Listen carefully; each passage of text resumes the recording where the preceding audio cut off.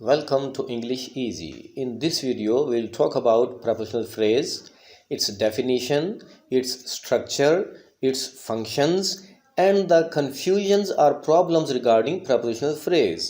इस वीडियो में हम prepositional phrase के बारे में बात करेंगे, उसकी definition, उसके structure, उसके functions और prepositional phrase से मुताल्लिक जो उलझने आम तौर पे तलबा और असातिज़ा के ज़हनों में पाई जाती हैं उनको भी डिस्कस करेंगे। वीडियो को मुकम्मल देखिएगा और अगर अब तक आपने हमारा चैनल सब्सक्राइब नहीं किया तो please subscribe our channel, like and share this video to.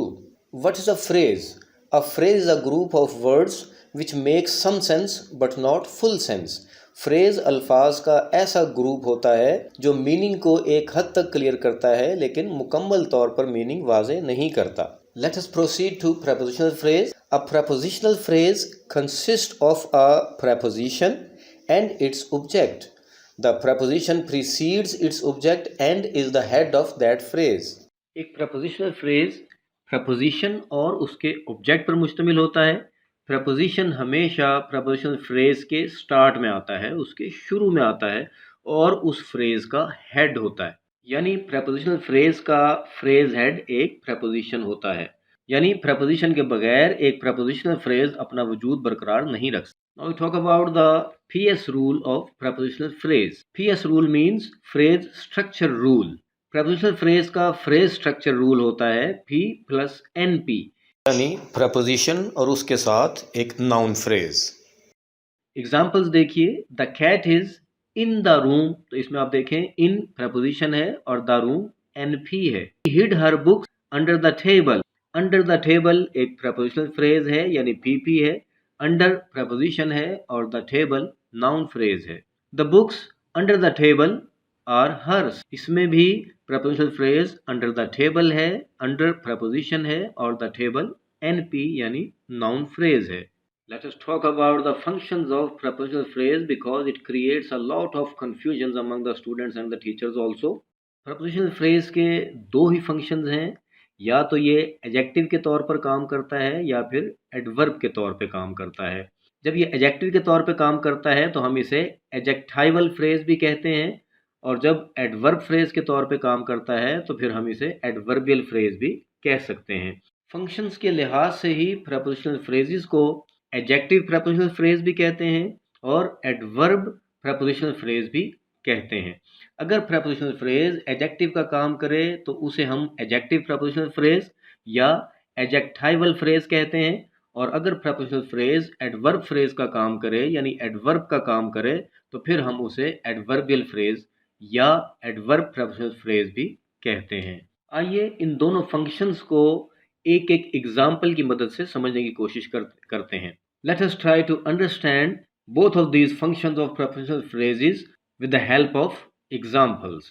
Number 1, the books under the table are hers. ये एक adjectival phrase है।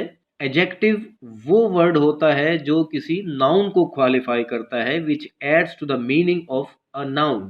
जो किसी noun की वजाहत करे उसे हम adjective कहते हैं। तो इसी तरह adjectival phrase ऐसा prepositional phrase होगा जो किसी नाउन की वजाहत करेगा। In example 1 you can see that books is a noun and under the table is describing this noun books. Sentence number 1 में बुक्स एक नाउन है और अंडर द टेबल जो कि एक प्रपोजिशनल फ्रेज है ये नाउन की वजाहत कर रहा है। क्योंकि ये नाउन की वजाहत कर रहा है इसलिए ये एडजेक्टिव का काम कर रहा है और इसे हम एडजेक्टाइवल फ्रेज या एडजेक्टिव प्रपोजिशनल फ्रेज कहते हैं। मिसाल नंबर 2 में देखिए, she hid her books under the table. इस सेंटेंस में भी प्रपोजिशनल फ्रेज सेम है, अंडर द टेबल है, लेकिन इसका फंक्शन चेंज हो गया। सेंटेंस नंबर 1 में ये बुक्स की वजाहत कर रहा था, इट वाज क्वालिफाइंग और adds to the meaning of the noun books, whereas in sentence 2 it is qualifying और describing the word hid. She hid her books under the table. Under the table ने hid की वजाहत की है और hide एक verb है। जब ये वर्ब की वजाहत करेगा या किसी और एडजेक्टिव की वजाहत करेगा या किसी और एडवर्ब की वजाहत करेगा तो ऐसे प्रपोजिशनल फ्रेज को हम एडवर्बियल फ्रेज कहते हैं या एडवर्ब प्रपोजिशनल फ्रेज कहते हैं। इन्हीं दोनों फंक्शंस को हम एक और मिसाल की मदद से वाज़ेह करने की कोशिश करते हैं। Example number 1, the birds in the sky look very beautiful. इस मिसाल नंबर 1 में prepositional phrase in the sky, birds जो कि एक नाउन है उसकी वजाहत कर रहा है, इसलिए ये एडजेक्टिव प्रपोजिशनल फ्रेज है या एडजेक्टाइवल फ्रेज है, यानी एडजेक्टिव का काम कर रहा है क्योंकि इसने नाउन बर्ड्स की वजाहत की। जबकि मिसाल number 2, the birds fly in the sky, sentence number 2 में इन द स्काई जो कि एक प्रपोजिशनल फ्रेज है, वर्ब फ्लाई की वजाहत कर रहा है, इसलिए मिसाल नंबर 2 में सेम प्रपोजिशनल फ्रेज एक एडवर्बियल फ्रेज है, एडवर्ब के तौर पे काम कर रहा है। यानी प्रपोजिशनल फ्रेज के फंक्शंस को समझने के लिए हमें ये देखना होगा, हमें ये समझना होगा कि वो सेंटेंस के किस पार्ट ऑफ स्पीच की वजाहत कर रहा है। अगर वो नाउन की वजाहत करेगा तो एडजेक्टाइवल प्रपोजिशनल फ्रेज होगा, एडजेक्टिव प्रपोजिशनल फ्रेज होगा, लेकिन अगर वो वर्ब की वजाहत करेगा उस वक्त वो एडवर्ब का काम कर रहा है, इसलिए वो एक एडवर्बियल फ्रेज होगा या एडवर्ब प्रपोजिशनल फ्रेज होगा। आइए इन फंक्शंस की अब हम अलग अलग मिसालों से मजीद वजाहत कर लेते हैं।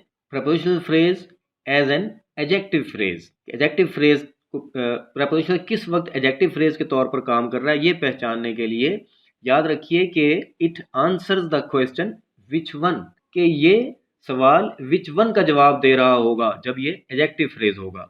मिसाल नंबर 1 देखिए, the books under the table are hers, which books are hers, the books which are under the table.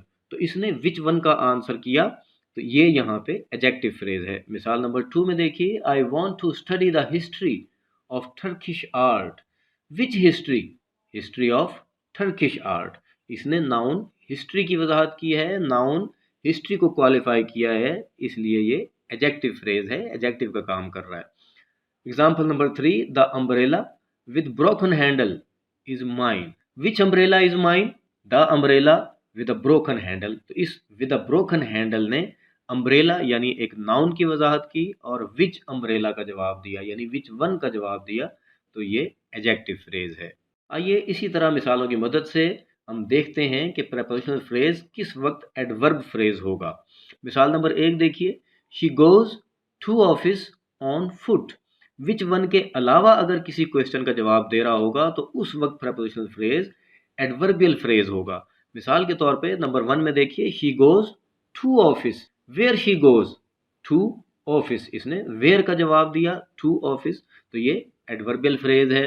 How goes on foot, how goes on foot, तो इसने हाउ गोज का जवाब दिया यानी वो कैसे जाती है, वर्ब गोज को ही क्वालिफाई किया है। इन दोनों प्रपोजिशनल फ्रेजेस ने वर्ब गोज को ही क्वालिफाई किया है, इसलिए ये दोनों प्रपोजिशनल फ्रेजेस एडवर्बियल फ्रेजेस हैं, एडवर्ब के तौर पे काम कर रहे हैं क्योंकि ये वर्ब की वजाहत कर रहे हैं। मिसाल नंबर 2 देखिए, she reaches her office in time, when reaches कब पहुंचती है, और रीच वर्ब है, यहाँ पे भी इन टाइम ने वर्ब की वजाहत की है, इसलिए इन टाइम इस सेंटेंस में एडवर्ब के तौर पे काम कर रहा है यानी एडवर्बियल फ्रेज है। मिसाल नंबर 3 देखिए, he joined a gym to get fitness, in this sentence the prepositional phrase to get fitness answers why joined, उसने जिम क्यों ज्वाइन किया, why did he join the gym, यानी जॉइंड की वजाहत की है और जॉइंड एक वर्ब है। जॉइंड टू गेट फिटनेस, उसने फिटनेस हासिल करने के लिए जिम ज्वाइन किया, वर्ब की वजाहत की, इसलिए यहाँ पे भी प्रपोजिशनल फ्रेज एडवर्बियल फ्रेज है, एडवर्ब का काम कर रहा है। व्यूअर्स, उम्मीद है कि आप प्रपोजिशनल फ्रेजेस और उनके फंक्शंस को अच्छी तरह समझ गए होंगे, उनकी पहचान भी आपको समझ आ गई होगी कि एक प्रपोजिशनल फ्रेज किस वक्त एडवर्बियल फ्रेज होगा और किस वक्त वो एडजेक्टाइवल फ्रेज होगा। Please subscribe our channel, like and share the video. Thank you very much.